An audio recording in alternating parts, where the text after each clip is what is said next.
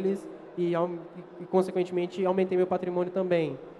Enfim, e assim por diante. Então, eu acho que é basicamente estar feliz todo dia, e lógico que não é uma coisa de tomar êxtase, sabe? Assim, não é felicidade Teletubby todo dia, mas pô, antes de dormir à noite, você pensar que aquele seu dia foi legal, valeu a pena. Foi um dia que realmente você fez o que você acha que você devia ter feito para o seu futuro.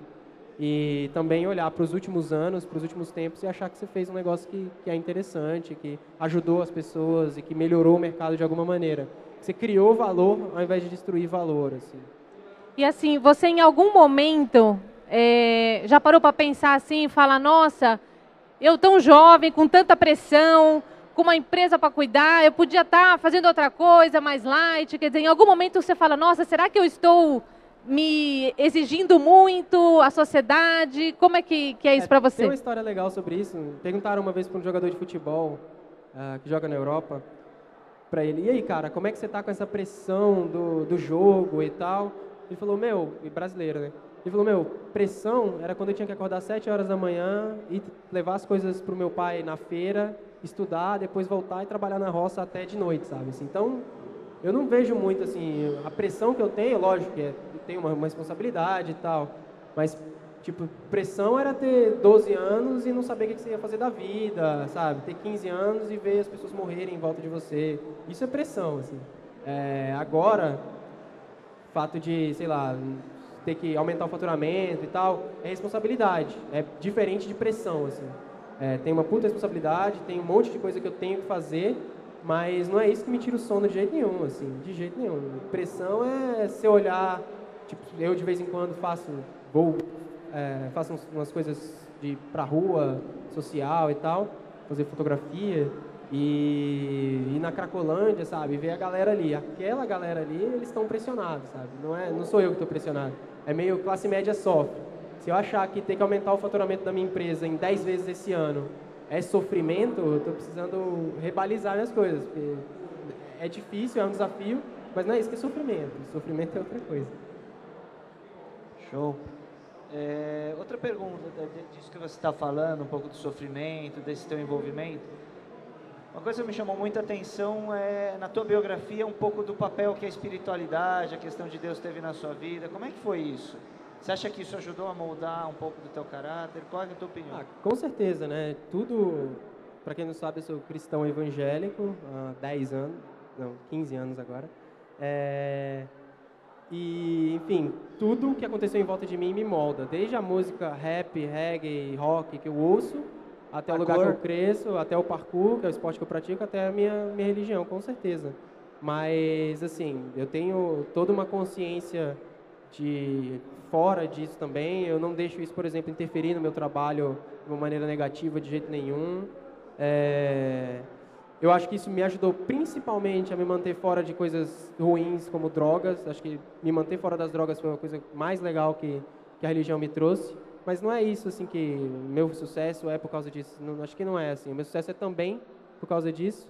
E é lógico que tem todo o lado espiritual, que eu acredito que tudo que acontece comigo é consequência disso. Mas é uma coisa pessoal assim que eu acho que não vale ficar falando aqui em cima desse palco e tal. Oi, tem uma perguntinha aqui no Twitter, Oi, sou eu. Tem uma perguntinha aqui no Twitter que eu queria passar do @Jorge Vanderlei, se não me engano, é isso. E que ele questiona se em algum momento você sentiu medo, se nessa caminhada toda, eu até vou talvez extremar um pouco, aquele medo de não, acho que eu vou voltar atrás. Acho que não deu certo e vou tentar outra coisa.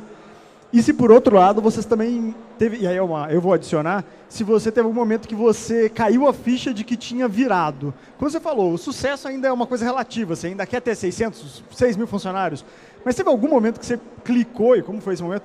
Não, porra, rolou, deu certo. Tipo, ainda tem um monte de coisa para fazer, mas tá dando certo, tá caminhando. Teve esse clique? Sim, isso acontece algumas vezes ao longo da trajetória de uma startup. Primeiro o medo, vai. Medo é, como eu falei, medo é o medo de, sei lá, isso todo mundo passa, não sou só eu, de tomar um tiro de bala perdida na rua, ser sequestrado, ser jogado no porta-mala do seu carro, sabe? Isso é medo. Eu acho que eu tinha, talvez, insegurança da decisão que eu estava tomando não ser a certa, mas não era isso que ia me impedir, assim. Dentro dos limites que eu tinha, eu tomei a decisão que eu queria tomar, dentro do limite de risco que eu queria tomar, mas não é medo. Medo, para mim, é outra coisa. Medo é quando o cachorro, o pitbull, vem correndo atrás de você, sua adrenalina sobe para a cabeça na hora. Isso é... Aí eu acho que seria o medo, assim. Eu nunca tive medo de dar errado, nunca tive. Eu já tive insegurança. Tenho insegurança até hoje, assim.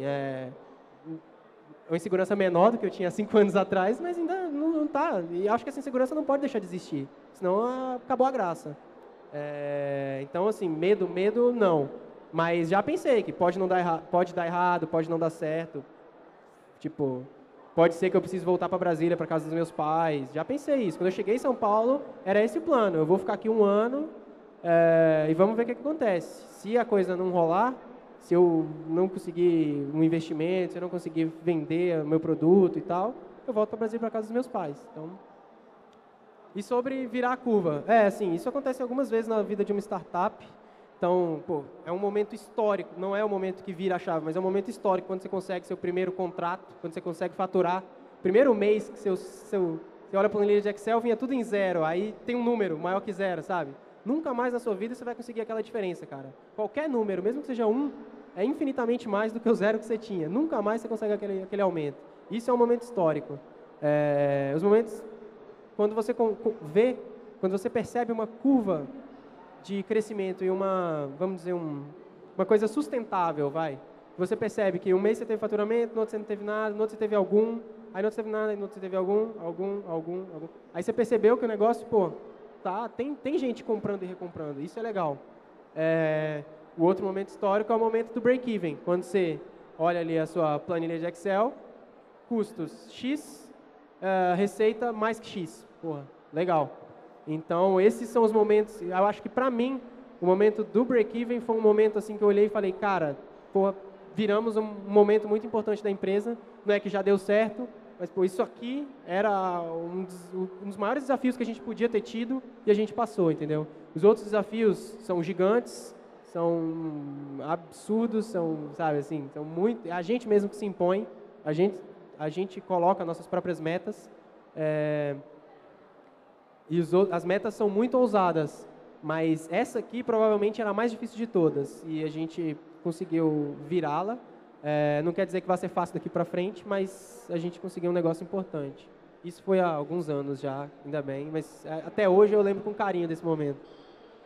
E Marco, hoje se fala muito de que na carreira a gente tem que equilibrar as diversas facetas da nossa vida, né? E você me parece, pelo que você conta e olhando a tua história, que você faz isso. Né? Você tem a questão da fé, você acredita em Deus, você tem seu trabalho, tem a sua noiva, que aí conta até da história lá, do noivado em Paris, né? É isso mesmo, o Marco se divide bem ou ele é um workaholic? Como que é o Marco, assim, nessa parte? Eu sou um workaholic, eu sou um workaholic até pela organização do meu tempo. Então é isso, assim, eu trabalho muito, acordo 8 horas da manhã trabalhando, vou dormir 11 horas da noite, meia-noite, ainda trabalhando. Paro ali por volta das 7 para fazer alguma coisa, paro na hora do almoço para almoçar e tal, mas eu trabalho bastante, muitas horas por dia. Só que uma coisa que eu aprendi, e isso é uma coisa que funciona para mim e para o meu esquema de trabalho, não quer dizer que funciona para todo mundo, nos finais de semana eu meio que, agora, por enquanto, sem trabalho, a não ser que seja uma exceção, entendeu? Então, nos finais de semana eu procuro fazer outras coisas. E aí é quando eu vou fazer outras coisas. Quando eu vou, tipo, parkour, por exemplo, eu faço 2 vezes por semana à noite, naquele momento ali das 19 horas. E aí as coisas, tipo, viver com a família, visitar minha sogra, brincar com meu cachorro, sabe? Essas coisas, fazer compras, escrever textos, fazer coisas pessoais, eu faço no final de semana, mas a minha semana é bem trabalho, é muito trabalho, não tem essa. Não tem empreendedor que trabalha da praia é o vendedor de coco, cara. Não tem, tipo, tem que trabalhar pra caramba. Não tem glamour, sabe, assim, não tem glamour. Você tem que trabalhar muito, você vai comer miojo vários dias. Hoje mesmo eu almocei McDonald's porque eu tava com puta pressa, tinha um compromisso às 2 da tarde, era 1 hora, eu tinha que pegar o táxi ainda, comprei McDonald's e fui. E não é uma coisa que eu faço sempre, procuro me alimentar bem, mas hoje não deu. Então você vai Vai ter época que você não vai ter grana, você vai precisar comer miojo, vai ter época que você não vai ter grana, você vai precisar dividir quarto em pensão. Não é bonito, tipo, não tem glamour. Quanto mais no começo, menos glamourizado, assim. Então, eu tô agora com 5 anos de empreendedorismo e continuo com muito menos glamour do que os caras que têm 30. Então, não tem glamour, assim.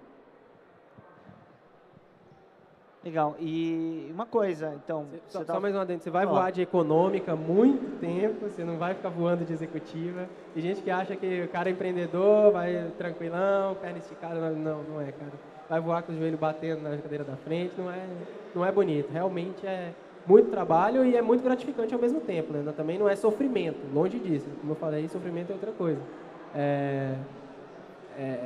É muito gratificante você pensar à noite que você fez um negócio legal, é muito gratificante você ver 60 pessoas trabalhando por conta de uma iniciativa que você teve. Eles estão trabalhando por causa deles, porque eles têm valor e eles geram valor trabalhando, claro.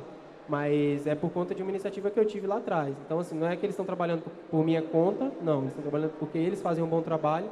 Mas, pô, uma iniciativa que eu tive lá atrás deu a oportunidade dessas pessoas fazerem esse trabalho aqui nesse lugar. Isso é legal.